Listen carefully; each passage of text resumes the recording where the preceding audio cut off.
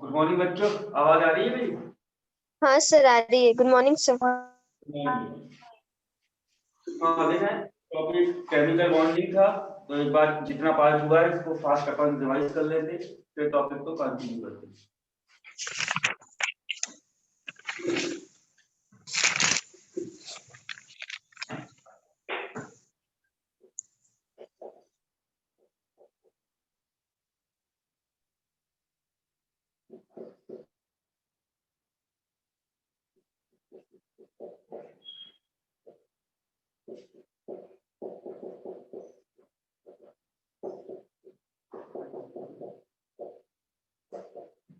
देखो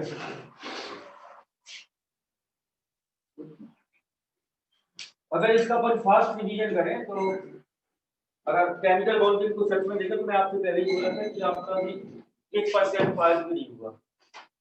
तो chemical bond सबसे पहले तो बात हो रही है बॉन्ड क्या है। तो हमें पता, मैंने आपको बताया था कि कोई भी मॉलिक्यूल ले लो आप, सपोज करो ये HCl का मॉलिक्यूल है, किसी भी मॉलिक्यूल के दो एटम जिस फोर्स से अटैच होते हैं उसी फोर्स को आप केमिकल बॉन्ड कहते हैं। सही है क्या?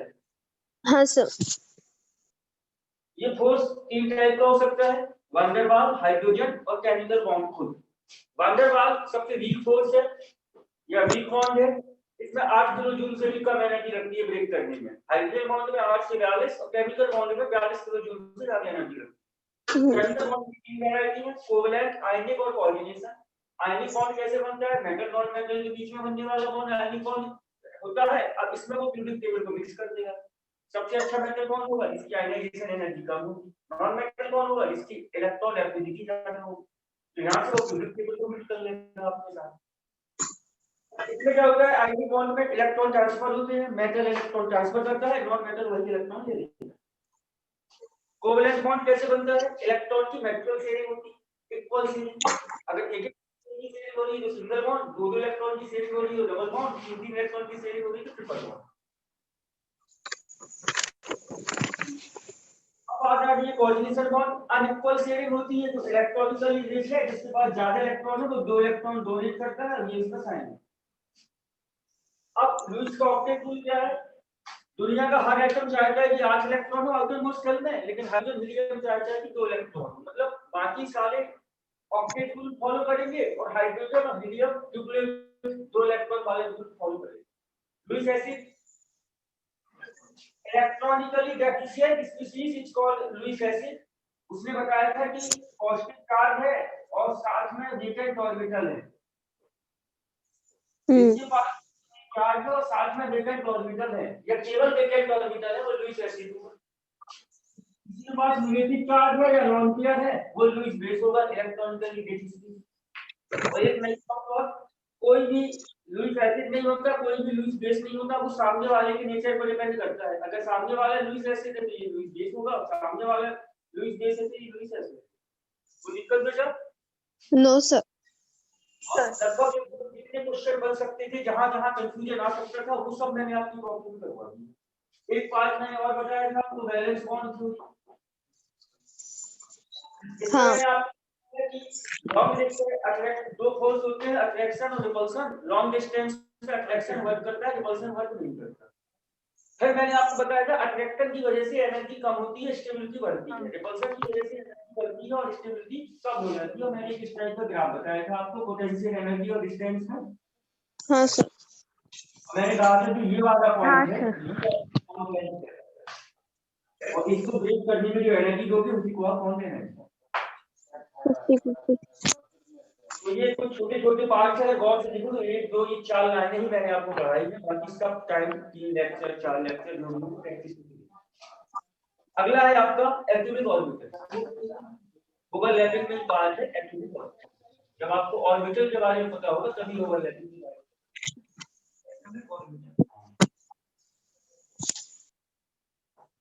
ओवरलैपिंग यहीं से शुरू होती है आपकी। अगली हेडिंग है आपकी एटॉमिक ऑर्बिटल। हालांकि मैं केमिकल बॉन्ड उसमें एटॉमिक स्ट्रक्चर में आपको बता चुका हूं, बस आपको पता है 4 सबसेल होती हैं S P D F, बस उन्हीं को डिस्कस करना है। Sir overlapping sir overlapping heading थी ना? हाँ, ओवरलैपिंग हेडिंग है तो उसमें अपन पहले एटॉमिक ऑर्बिटल पढ़ेंगे फिर ओवरलैपिंग की तरफ मूव करेंगे। हाँ सर। शुरू करें? हाँ सर। इसमें ए सब हेडिंग है आपकी। ए में आपको लिखना है एस ऑर्बिटल, जिसे आप सबसेल बोलते हो, एस सबसेल का ऑर्बिटल।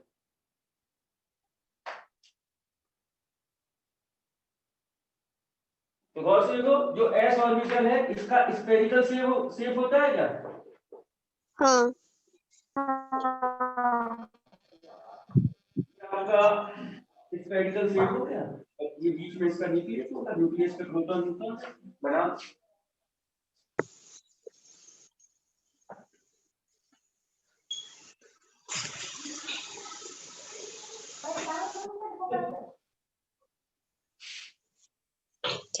हो गया सर। इसमें लिखे inter nuclear axis absent.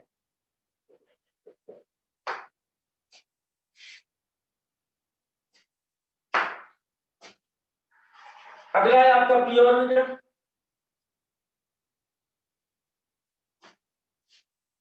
P orbital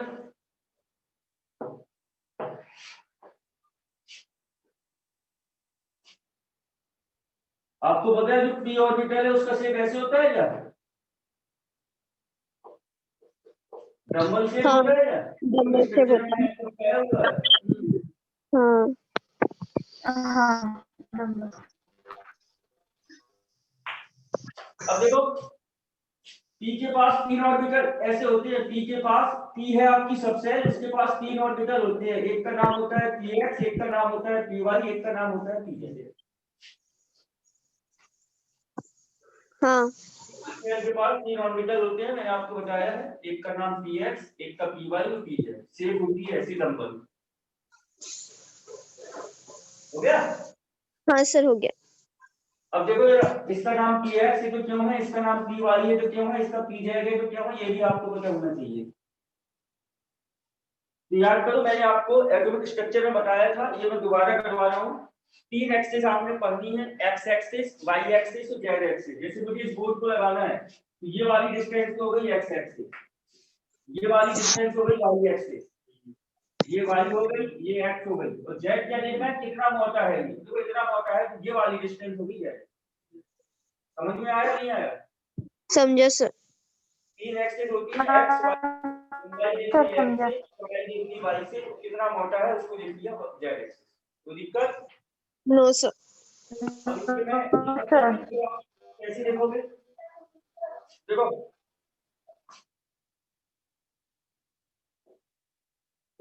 ये हो गई आपकी एक्स एक्सिस, ठीक है, ये आपकी एक्स, हाँ। ये वाली एक्सिस हो गई आपकी वाई, और ये वाली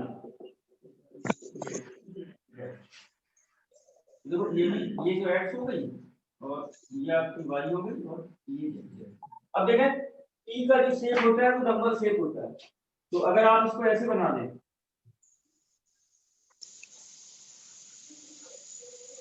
तो देखो, तो आप ये पी ऑर्बिटल हो गया क्या? हाँ। हाँ। तो ये कौन सी एक्सिस पे है? X axis. इसका नाम हो गया बेटा पी एक्स।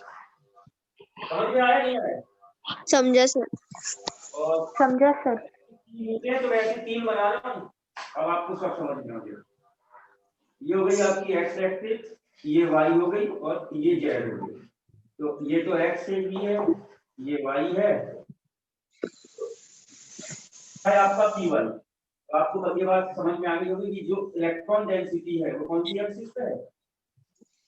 एक बार वाई एक्सिस। इसीलिए इसका नाम पी वाई है। समझा नहीं समझा? समझा हाँ सर। सर, समझा। अगला है आपका पी जेड। तो ये आपने एक्स मान ली, ये आपने वाई मान ली और ये है आपकी जेड। तो जो इलेक्ट्रॉन डेंसिटी होगी वो इधर जेड एक्सिस पे है इधर। हाँ सर। समझ में आ गया? हाँ सर, समझा। हाँ सर, समझा।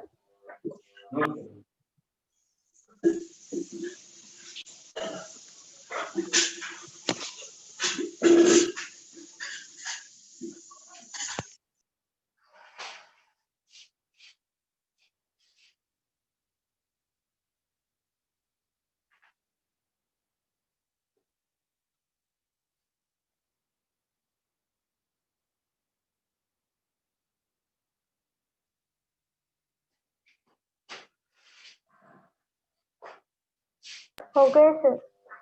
ओके फ्रेंड, इसमें जो नूडल प्लेन होगा बेटा,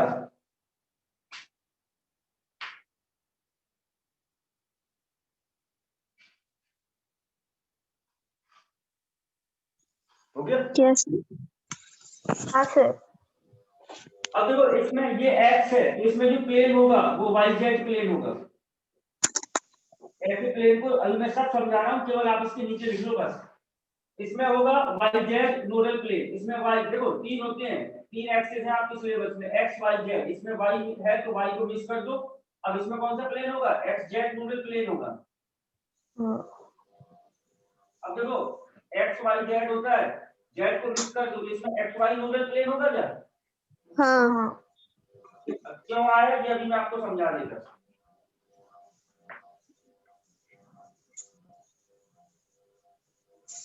ये क्वेश्चन में पूछता है कि px ऑर्बिटल में कौन सा नोडल प्लेन होगा, तो yz, ये आपको मैंने ट्रिक बता दी। हाँ हो गया सर। हो गए सर।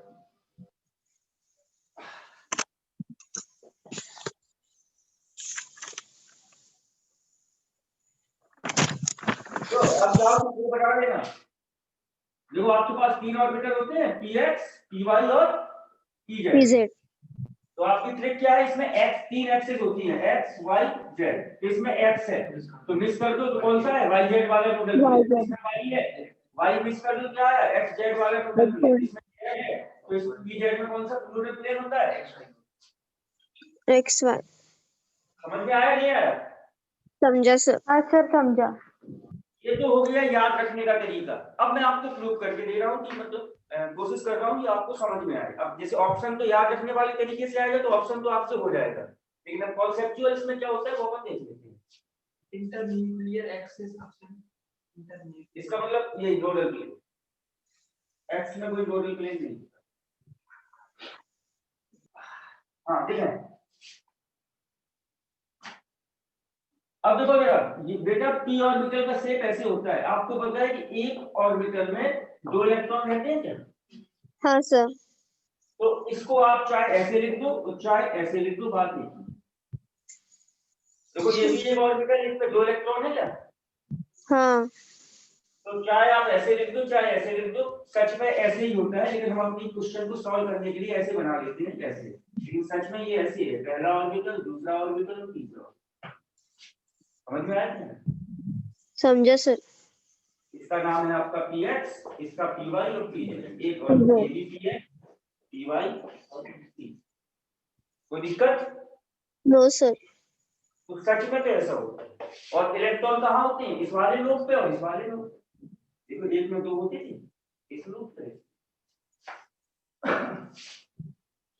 अब आपको पता है, जैसे अगर मैं px देखूं तो ये है आपकी px, ये आपकी x एक्सिस हो गई, ये आपकी y एक्सिस हो गई, और px में x एक्सिस पे होता है ये वाली, और ये आपकी, ठीक है? हाँ सर। हाँ अब सर। ऐसा प्लेन, नोडल प्लेन क्या कहलाता है? ऐसा प्लेन की ऑर्बिटल इक्वल पार्ट में कट हो जाए। तो गौर से देखो, अगर मैं यहां से देखूं तो इक्वल पार्ट में कट हो रहा है क्या? हाँ तो देखो ये तो y एक्सिस हो गई। अगर मैं ये y एक्सिस से देखो, एक लोब इस तरफ एक लोब इस तरफ, ये इक्वल पार्ट में यहां से कट हो गया, z से भी तो कट हो रहा है, देखो जरा। हाँ हाँ तो इसके पास px के पास जो प्लेन है वो yz वाला प्लेन है क्या? Y sir. हाँ सर। हाँ। ऐसे ही तो इसके, अब मैं बात करूं जैसे py की, तो आपको पता है, ये देखो जरा, ये है आपका x, ये है आपका y। तो y है तो आपका मतलब y एक्सिस पे होगा ये ऑर्बिटल। ये भी, ये आपकी x है और ये आपकी z है। जेड है। बिकॉज़ देखो इसमें x वाला प्लेन लग रहा है क्या?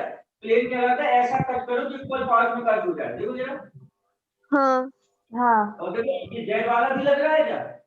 हाँ हाँ। तो अब देखो py में कौन सा नोडल प्लेन है? xz है। समझा है नहीं? हाँ सर समझा। समझा सर। तो ये प्रूविंग, कोई दिक्कत? No sir. No sir. Orbital मेरी तरफ से फिनिश। अगला है आपका डी ऑर्बिटल। तो सर मुझे आपकी स्क्रीन ही नहीं दिख रही।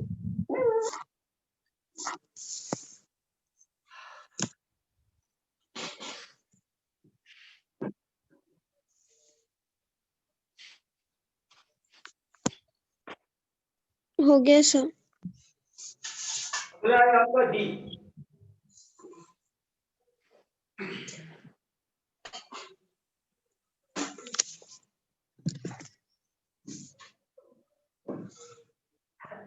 जो आपका डी है, आपको पता है कि डी ऑर्बिटल का जो शेप होता है वो ऐसे होता है, डबल नंबर। एक नंबर ये और एक नंबर ये, इसको बोलते हैं डबल नंबर।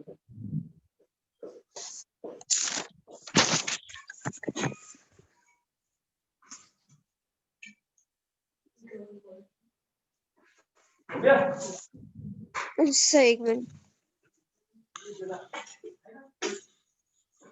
हो गया सर। कोई दिक्कत? आपको पता है जो डी है इसके पास 5 ऑर्बिटल होते हैं।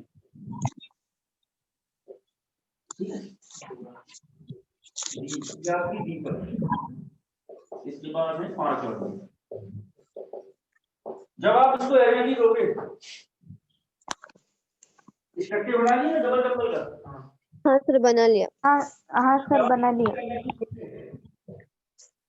तो बेटा ये ऐसे ब्रेक होता है, 3 एक पार्ट में ब्रेक हो जाती है और 2 एक पार्ट में ब्रेक हो जाती है। जो इसका नाम होता है P2G और इसका नाम होता है PGG। टोटल 5 है, तो ये ब्रेक हो जाएंगे जैसे एनर्जी दोगे, P2G और PG। सर बोर्ड क्लियर नहीं दिख रहा है। सर वो एनर्जी देने के बाद ब्रेक होते क्या? D subshell. ये मार्कर है, मैं अगर इसे एनर्जी दूंगा तो ये टूट जाएगी, हीट दूंगा तो ये टूट जाएगा, नहीं टूट जाएगा?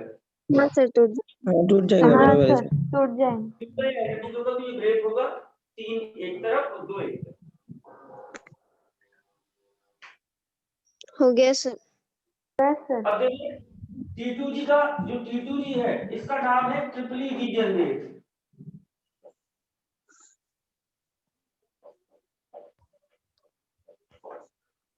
T2G का फुल फॉर्म होता है बेटा ट्रिपली डीजनरेट, मतलब जो ये 3 ऑर्बिटल है इनकी एनर्जी सेम है। Triple means 3, degenerate orbital means same energy के ऑर्बिटल।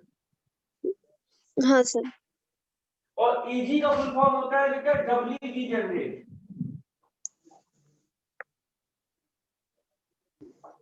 डबली का मतलब डबल का मतलब 2, डीजनरेट का मतलब 2 सेम एनर्जी के ऑर्बिटल।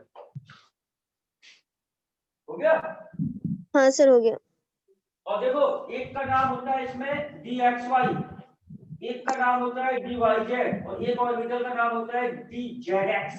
और EG के एक का नाम होता है DX² - Y², एक का नाम होता है ZZ। हाँ बताया मैंने आपको एबोल्ड ऑर्बिटल में पढ़ाया हुआ है। था, बताया था।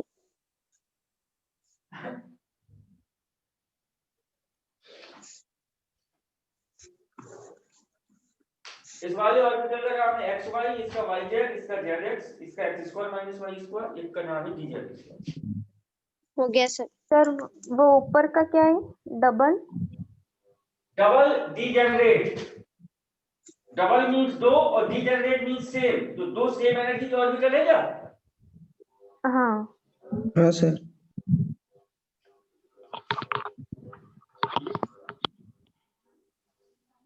हो गए सर।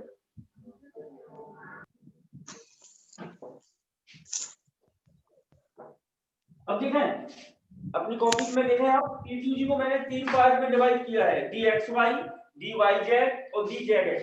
अब XY क्यों बोलते हैं, YZ क्यों बोलते हैं, ZX क्यों बोलते हैं, ये मुझे आपको समझाना है। तो मेरा पहला है आपका T2G। तो T2G में आपके पास 3 ऑर्बिटल होते हैं, एक का नाम है DXY, इसका नाम है DYZ और लास्ट एक का नाम है DZ। इनको मुझे आपको समझाना है।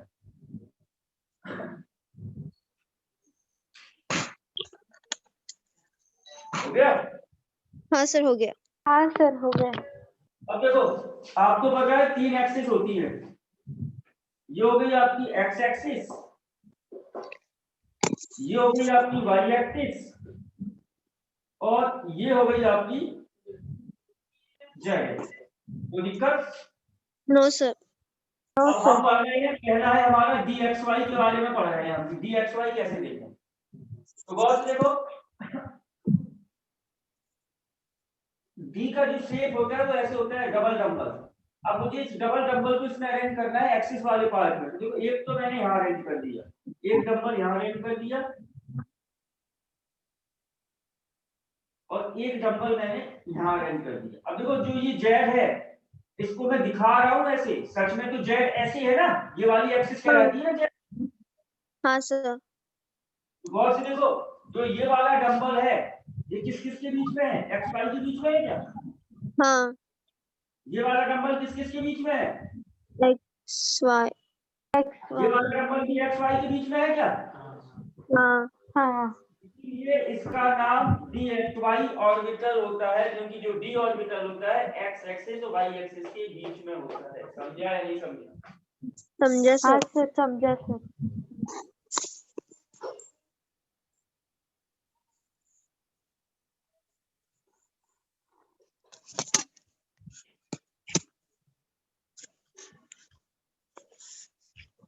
हो गए सर।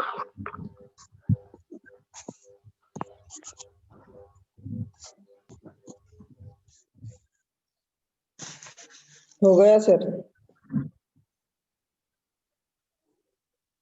अगला है, अब देखो यहाँ से क्वेश्चन आता है, मैं आपसे नीट की बात कर रहा हूँ, जेई की बात कर रहा हूँ। यहाँ से क्वेश्चन कैसे आया है, उसमें जो आपका डी एक्स वाई है इसमें जो आपका ऑर्बिटल होता है वो एक्सिस के ऊपर होता है कि इन बिटवीन द एक्सिस होता है? In between the axis. Between the तो एक्सिस। इसमें कि lobe lie in between the axis, axis के बीच में है, एक्सिस के ऊपर नहीं है। सर वो तो नाम क्या है? लोबल। इसमें है आपका ये लोब, जो ये लोब है ये लोब लाई, या आप lobe lie in between the axis, axis के बीच में। हाँ सर हो गया। अब देखो भैया, मैं बात कर रहा हूं डी वाई जेड की। मेरा दूसरा ऑर्बिटल है डी वाई जेड। तो गौर से देखो, एक एक्सिस को एक्स बोलते हैं, एक को वाई बोलते हैं, एक को जेड बोलते हैं। तो मैं क्या करता है कि इस वाली एक्सिस को तो मैं वाई बोल देता, ये तो वाई थी, और मैं इस वाली एक्सिस को जेड बोल देता। सही है क्या? हाँ सर। तो इसमें इलेक्ट्रॉन डेंसिटी है वाई और जेड के बीच में है, इसमें भी वाई जेड के बीच में है, इसमें भी वाई जेड के बीच में है, ये वाला लोब भी वाई जेड के बीच में है। कोई दिक्कत? No sir. No sir. तो आपका डी वाई जेड आपको पूरा बनाना है, मैंने उसी को उसी में मिक्स कर दिया। तो मोबाइल क्यों चला रहा है? मोबाइल का है।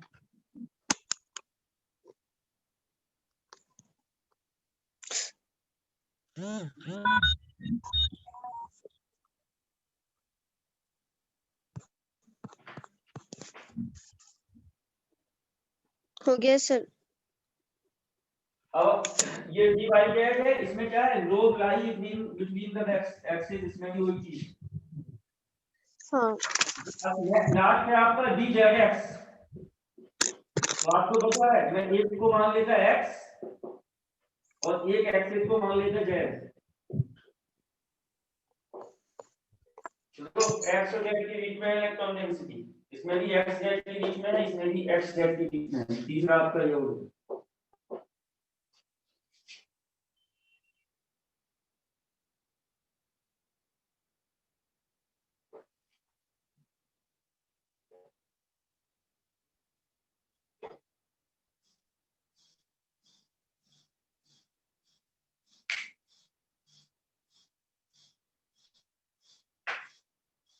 हो गया? सर हाँ एक सर। मिनट। हो गया सर। अब देखो, अब नोट कर लो आराम से।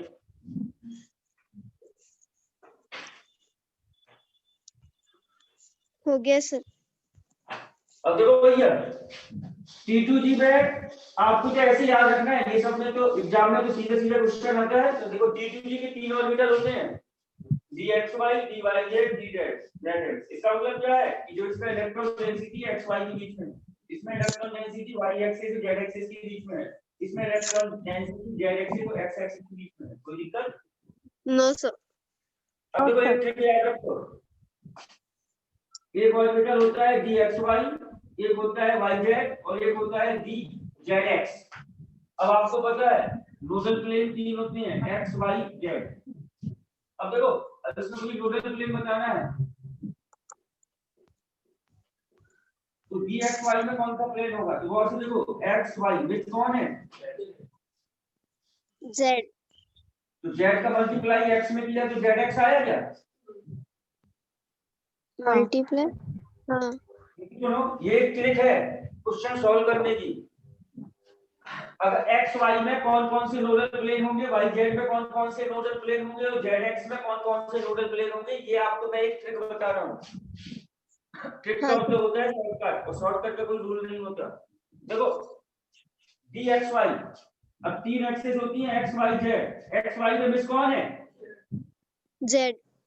तो z का मल्टीप्लाई इससे भी करो इससे भी करो, इसमें 2 नोडल प्लेन है, एक का नाम है zx एक का नाम है zy। समझा या नहीं समझा? समझा सर। हाँ सर समझा। अब इसमें देखो इसका ये ऑर्बिटल है yz, मिस कौन है? X। x का मल्टीप्लाई y से कर दो तो xy, z से कर दो तो xz। इसके पास भी 2 नोडल प्लेन है xy और xz। समझा? समझा सर। हाँ सर। अब देखो ये zx है, मिस कौन है?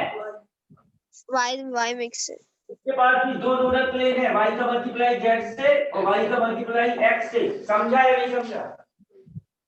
हाँ Y सर समझा। तो क्लियर?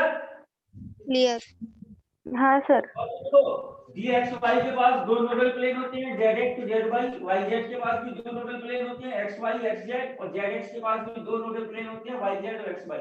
क्वेश्चन को आपसे यही पूछेगा, ऑप्शनल होता है आपका पेपर, 4 ऑप्शन आते हैं, वहां ये भी पूछेगा स्ट्रक्चर बना के दिखाओ कौन सा नोडल प्लेन है, वो सीधे ऑप्शन बनाता है, ऑप्शन में yz में कौन सा नोडल प्लेन पॉसिबल है, 4 ऑप्शन बना देगा। समझा या नहीं समझा? समझा सर। हाँ सर समझा।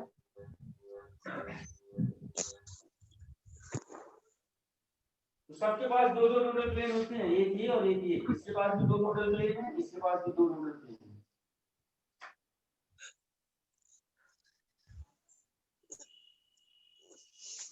हो गया सर। तो बेटा यहाँ से दो क्वेश्चन बन सकते हैं। पहला क्वेश्चन वो ये पूछ सकता है कि एक्स वाई में इलेक्ट्रॉन डेंसिटी कहाँ होती है, एक्स वाई एक्सिस के ऊपर या एक्स वाई एक्सिस के बीच में या नन ऑफ दीस या ऑल ऑफ दीस, एक्स और वाई एक्सिस के बीच में। समझे नहीं समझे? समझा सर। हाँ एक्स सर वाई में समझा। कौन सा मिडल हो सकता है? बस यहाँ से 2 क्वेश्चन बन सकते हैं, वो मैं आपको करवा दूँ। हाँ सर। अब बात आ रही है ईजी की।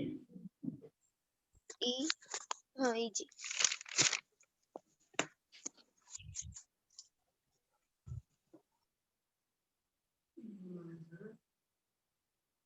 ईजी का मतलब होता है डब्ल्यू डिवीजन से 2 सेम एनर्जी के ऑर्बिटल।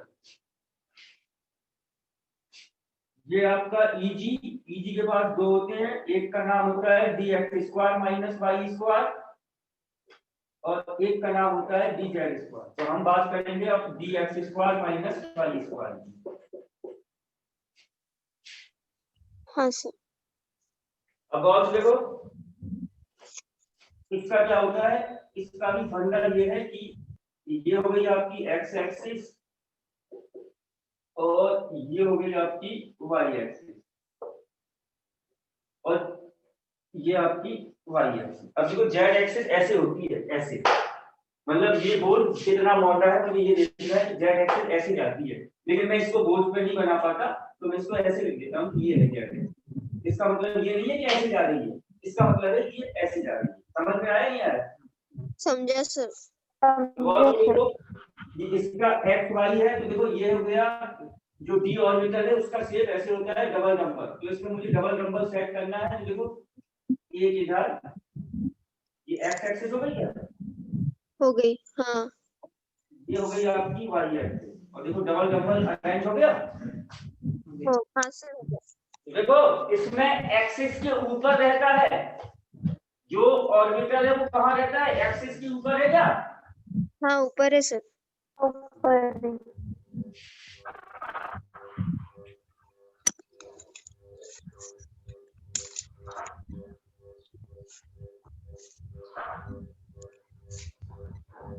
हो गया सर। अब देखा इसमें भी दो नोड होती हैं विथ 120 बॉन्ड एंगल, लेकिन उनके नाम नहीं है। इसमें लिख लें two node with 120 bond angle, पहला इसका।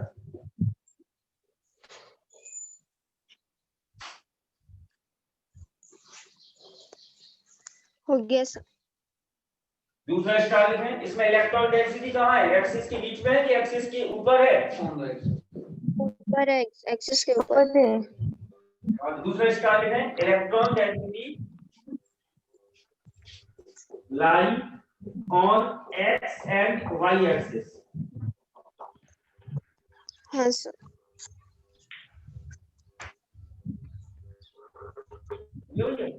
तो आपका ये हो गया आपका x square minus x square, last है आपका dz स्क्वायर।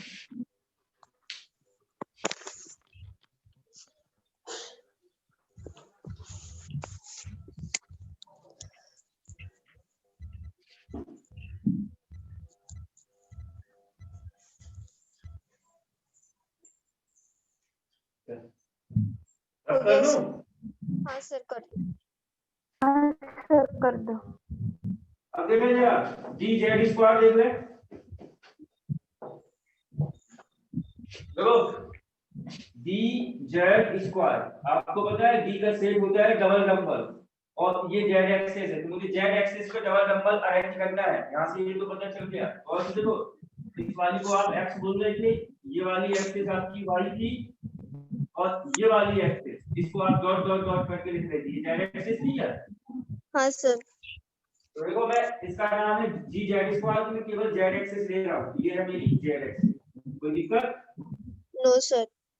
अब इसके डबल डंबल शेप है, तो देखो पहला डंबल तो मैंने ऐसे बना दिया z एक्सिस पे, हाँ। और दूसरा डंबल मैं ऐसे बना देता हूँ।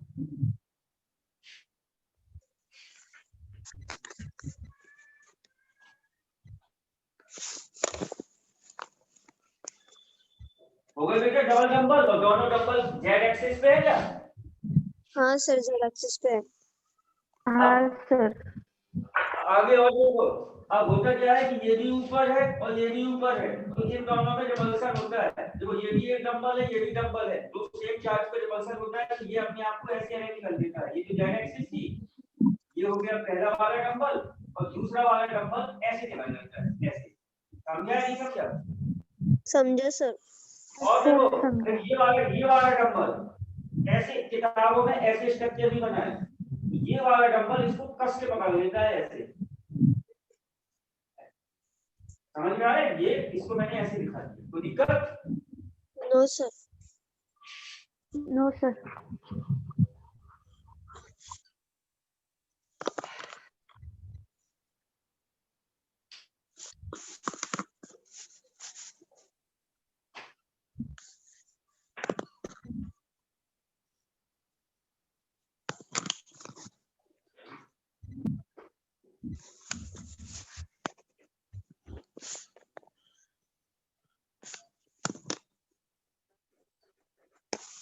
हो गया सर। अगला इसमें एक स्टाइल लिखते हैं, इसके पास भी दो नोड होती हैं, लेकिन इस टाइप की नोड होती है, ऐसी ऐसी नोड बनाता है, इस टाइप की नोड बनाता है, ऐसी नोड को बोलते हैं कैनोनिकल नोड। ये कौन बन गई ना, कौन ऐसी हाँ। होती है। तो इसमें लिख लें आप स्टार बना के, two canonical node TWO, two canonical node line.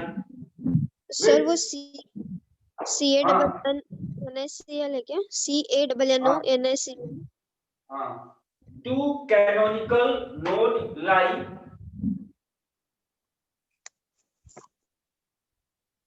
with 120 degree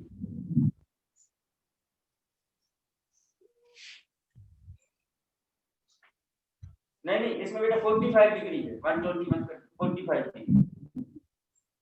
आप चाहो में से 15 भी सकता हूँ अगर आप कहो। 45 डिग्री 120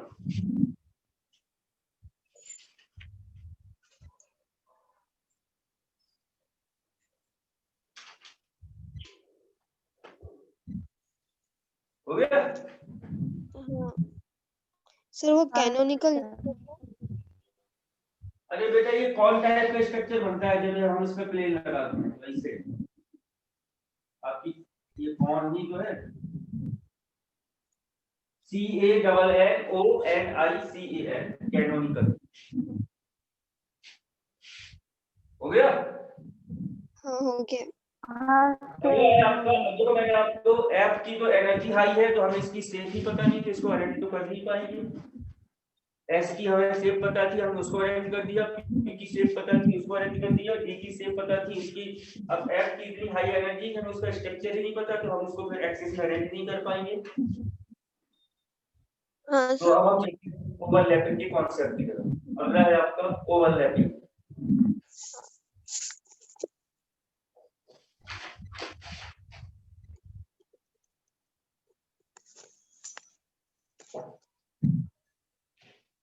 ओवरलैपिंग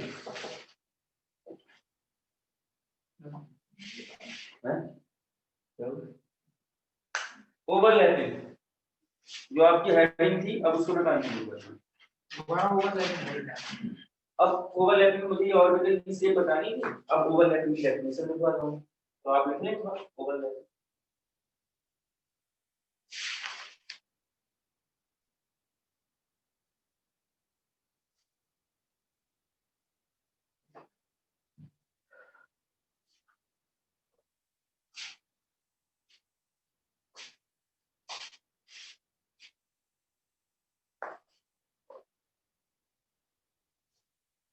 लिखें the intermixing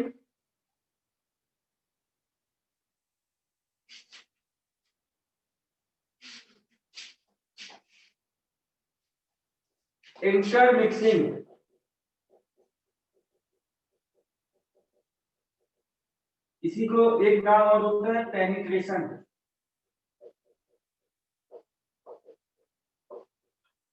the intermixing of electron cloud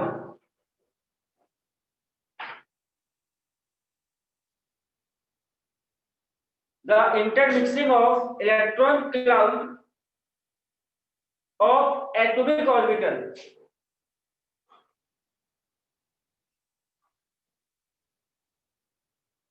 into each other